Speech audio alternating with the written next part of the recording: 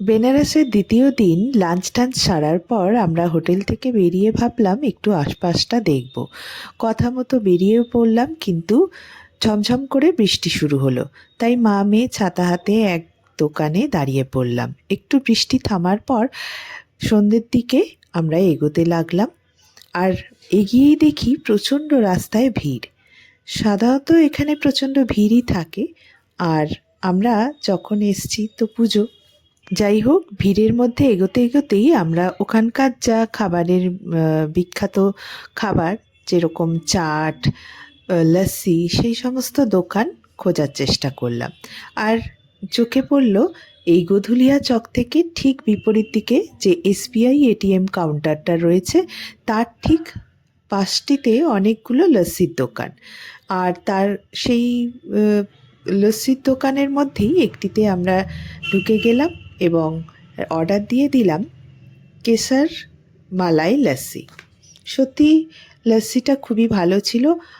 আর বেনারসের লস্যি তো এখানকার মতো পাতলা হয় না, সেই জন্য খেতেও বেশ ভালো লাগে। এই আমাদের হাতে চলে এসছে কেশর মালাই লস্যি। ওপরে কেশর ছড়ানো আর মালাই ছিল, খেতে বেশ ভালোই ছিল। আর সমস্ত সেরে আমরা রাতের খাবার একটি হোটেলে সেরে নিলাম। সেখানে অর্ডার দিয়েছিলাম মিক্সড ভেজ আর তন্দুরি রুটি। হোটেলের নাম ছিল কৃষ্ণা হোটেল। ওদের খাবারের স্বাদ কিন্তু যথেষ্ট ভালো অন্যান্য হোটেলের থেকে। এরপর আমরা রাতের লাইটিং দেখতে দেখতে পৌঁছে গেলাম হোটেলে। হোটেলের মুখেই একটি দুর্গাপুজোর প্যান্ডেল হয়েছিল। মাকে দর্শন করে পৌঁছে গেলাম হোটেলে।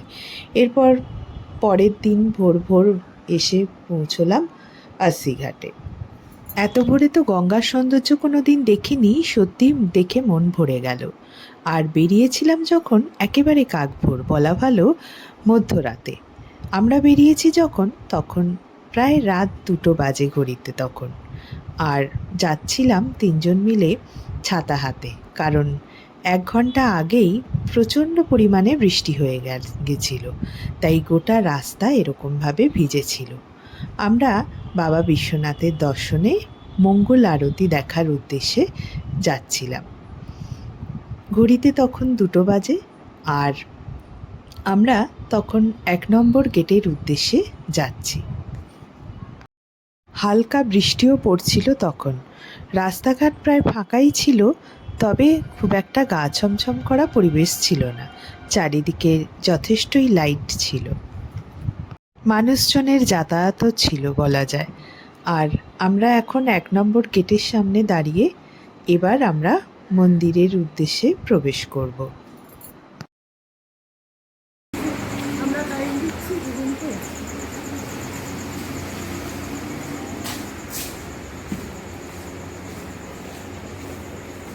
আমাদের মঙ্গল আরতি দেখা সম্পূর্ণ হলো। আর ঘড়িতে তখন 4:15 থেকে 4:30 মতো বাজে। যেহেতু ভেতরের ভিডিও বা ফটো কোনোটাই অ্যালাউ নয়, তাই আপনাদের আর ভেতরের অংশ দেখাতে পারলাম না। ওখান থেকে একটা টোটো ধরে আমরা চলে গেলাম আশিঘাটে।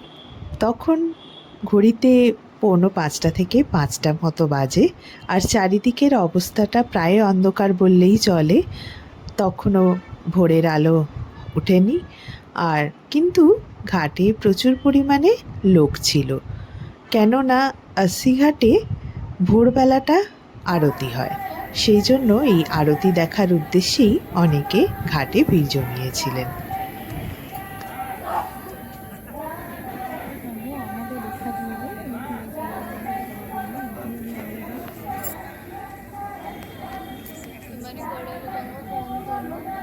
এখানে গঙ্গাকে মাতৃরূপে কল্পনা করে দিনের শুরুতে তার কীরকম আরাধনা করা হচ্ছে, আর আমরা জেনে শুনেই সেই গঙ্গাকে কিভাবে কলুষিত করি, তার মধ্যে আবর্জনা ফেলি।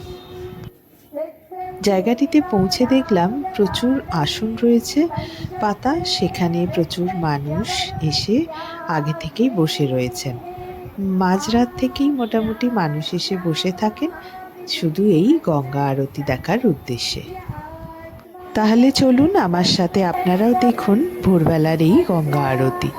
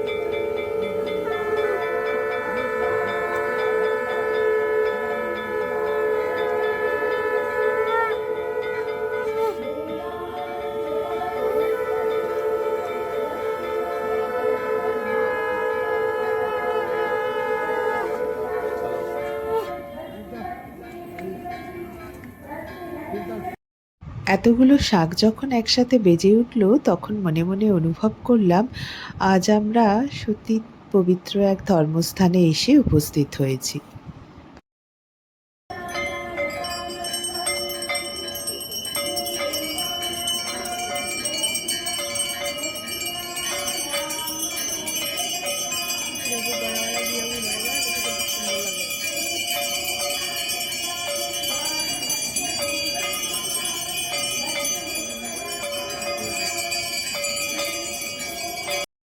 ভোরের হালকা আলোয় চারিদিকের ধুনোময় পরিবেশে যেন এক দেবত্ব পরিবেশ সৃষ্টি হয়েছিল।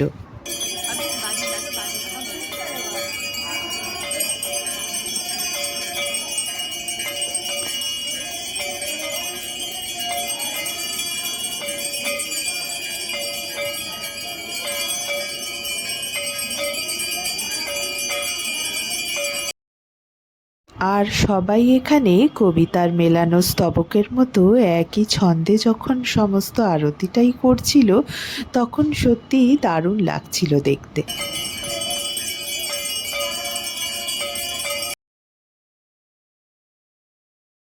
যাই হোক, গঙ্গা আরতি দেখতে দেখতে কখন যে ভোর থেকে সকাল হয়ে গেছে, সূর্যের আলো ফুটে গেছে সেটা খেয়ালই ছিল না। সূর্যের আলো যখন ফুটে গেছে তখন গঙ্গা আরতি শেষ হওয়ার সাথে সাথেই আমরা হাঁটতে শুরু করলাম আশিঘাট থেকে মণিকর্ণিকা ঘাট অবধি। মণিকর্ণিকা ঘাটের কাছে একটি দোকানে, রাস্তার ধারেই দোকানটি ছিল, সেখানে আমরা দই বড়া খেয়ে নাস্তা সারার পর যখন এগোতে লাগলাম তখন দেখি রাস্তার পাশেই বেনারস থানা। বেনারস থানাটা পেরিয়েই আমরা রিক্সা ধরার উদ্দেশ্যে এগিয়ে গেলাম। এবার আমরা একটা রিক্সাতে উঠে পড়ে সেই রিক্সা নিয়ে চললাম কালভৈরব মন্দিরের উদ্দেশ্যে। এখানকার রিক্সাগুলো ভারী মজার, কিছুটা সামনের পোর্শন রয়েছে আর কিছুটা পেছনের পোর্শন রয়েছে। তো যাই হোক, এবার কালভৈরব মন্দিরের পৌঁছে আমাদের অভিজ্ঞতাটা খুব একটা ভালো ছিল না। সেখানে 1 কিলোমিটার দূরে একটি দোকানে, যেখানে মালা বা ফুল বিক্রি করছিল, সেখানে বাধ্য করা হলো আমাদের জুতো খুলতে এবং বলা হলো যে মালা নিতে। তো আমরা ভেবেছিলাম এখানে পুজো দেব না, বাবাকে দর্শন করব শুধু। তো সেখানে অনেক টাকা দিয়েই, মোটামুটি 200-300 চার্জ করছিল। আমরা মোটামুটি 100 টাকা দিয়ে একটা মালা কিনলাম। সেই মালা খুব একটা যে টাটকা ছিল তা নয়। তো এরকম ভিড়ের মধ্যে দিয়ে আমরা কালভৈরব বাবার দর্শন করে ফিরে এলাম। সেখান থেকে মন্দির থেকে বেরিয়ে কিছুটা যাওয়ার পরেই বাবা ঠান্ডাইয়ের দোকান ছিল, যেখান থেকে কেশর পেস্তার দুটো লস্যি নিয়েছিলাম, যার মূল্য পড়েছিল 90 টাকা করে। ভালোই ছিল। আর এই সমস্ত খাওয়ার পর দুপুর হয়ে গেছিল বলে হোটেলের উদ্দেশ্যে রওনা দিলাম। হোটেলেই লাঞ্চ সেরেছিলাম। আজকের ভিডিওটা কেমন লাগলো অবশ্যই কমেন্টে জানাবেন। ভালো লাগলে লাইক আর শেয়ার করতে ভুলবেন না। সাবস্ক্রাইব করে রাখবেন চ্যানেলটিকে। নতুন নতুন ভিডিও দেখার জন্য সাবস্ক্রাইব করে